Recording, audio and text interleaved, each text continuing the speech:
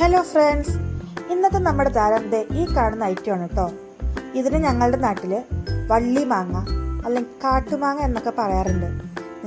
ഈ ഒരു ഐറ്റത്തിന് നിങ്ങളുടെ നാട്ടിൽ എന്ത് പറയുന്നു പറയൂ കേട്ടോ. ഇത് നമ്മുടെ നാട്ടിൽ വളരെ റയറായിട്ട് കിട്ടുന്ന ഒരു ഐറ്റം കേട്ടോ.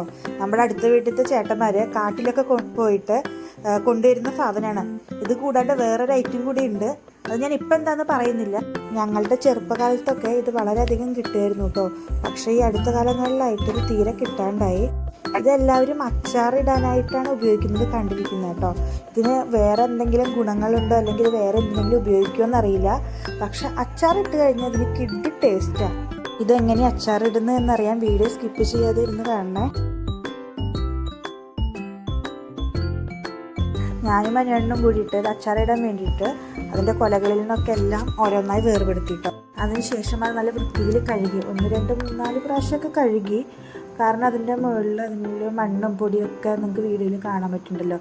ആ വെള്ളത്തിൽ ഇങ്ങനെ പൊങ്ങി കിടക്കുകയായിരുന്നു. അപ്പോൾ അത് ആ പൊങ്ങി കിടക്കുന്ന പൊടികൾ മാറുന്നത് വരെ ഞങ്ങൾ കഴുകി വൃത്തിയാക്കി കേട്ടോ.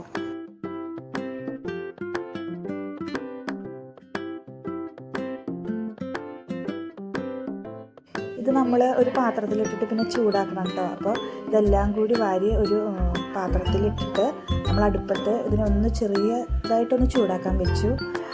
മഞ്ഞൾപ്പൊടി അടുപ്പ് കത്തിച്ചിട്ട് അതിൽ വെക്കണം കേട്ടോ. എന്നിട്ട് വെച്ചിട്ട് തിളയ്ക്കൊന്നും വേണ്ട. തിളയ്ക്കുന്നതിന് മുന്നേ അത് എടുക്കണം കേട്ടോ. അതൊരു യെല്ലോ കളർ, ഒരു ലൈറ്റ് യെല്ലോ കളർ ആകുമ്പോൾ അത് നമ്മൾ അടുപ്പത്തുനിന്ന് മാറ്റിയെടുക്കുക. എന്നിട്ട് ആ വെള്ളം കളഞ്ഞിട്ട് ഒരു പാത്രത്തിൽ ചൂടാറായിടുക.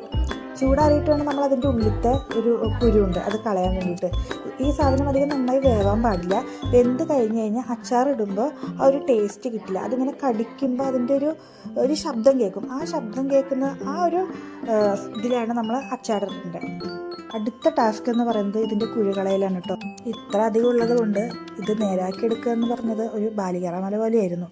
കുറേ ടൈം എടുത്തിട്ടാണ് നമ്മൾ ഇത് നേരാക്കി എടുത്തത് കേട്ടോ. ഞങ്ങൾ രണ്ടുപേരും കൂടി പിന്നെ എന്തും വരട്ടെന്ന് പറഞ്ഞ് ഇരുന്ന് നേരാക്കി. ഇതിങ്ങനെ മുറിച്ചെടുക്കുമ്പോൾ ഇതിൻ്റെ ഉള്ളിലെ കുരു ഈ കാണുന്ന പോലെ കേട്ടോ. ഇതിങ്ങനെ മുറിച്ചെടുത്ത് ഇതിൻ്റെ ഉള്ളിലത്തെ കുരു ഇങ്ങനെ തോണ്ടി കളയണം. ഇതാണ് പണി. ഭയങ്കര മെനക്കെട്ടൊരു പണി തന്നെയായിരുന്നു.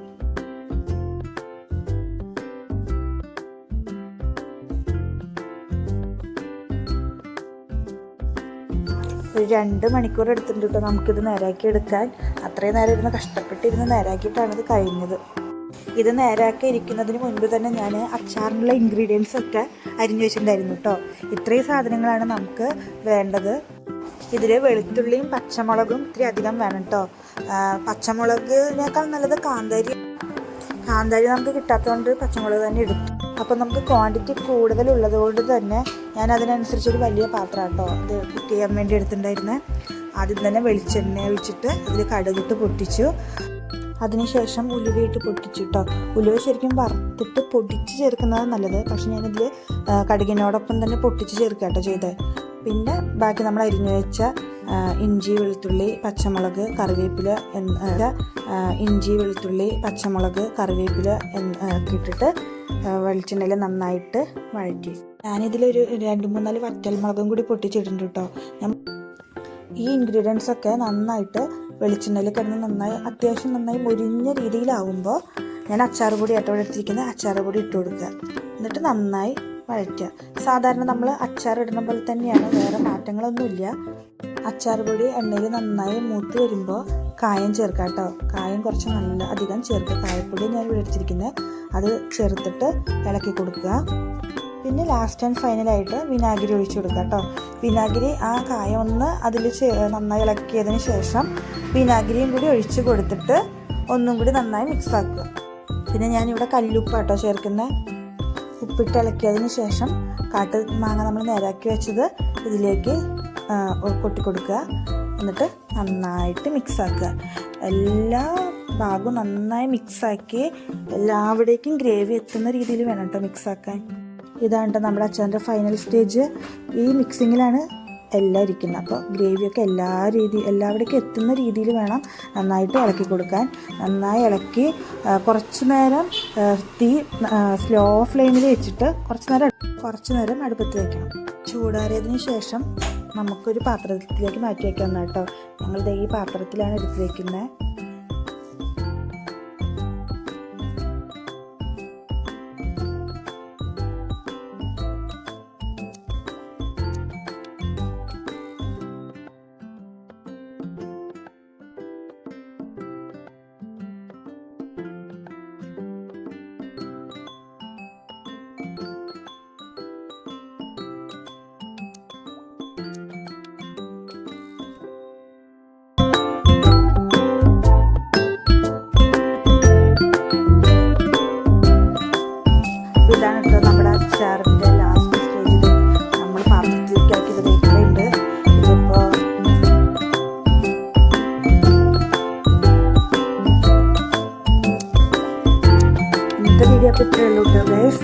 വീഡിയോ ഇഷ്ടപ്പെട്ടാൽ ലൈക്ക് ചെയ്യുക, ഷെയർ ചെയ്യുക, സബ്സ്ക്രൈബ് ചെയ്യുക.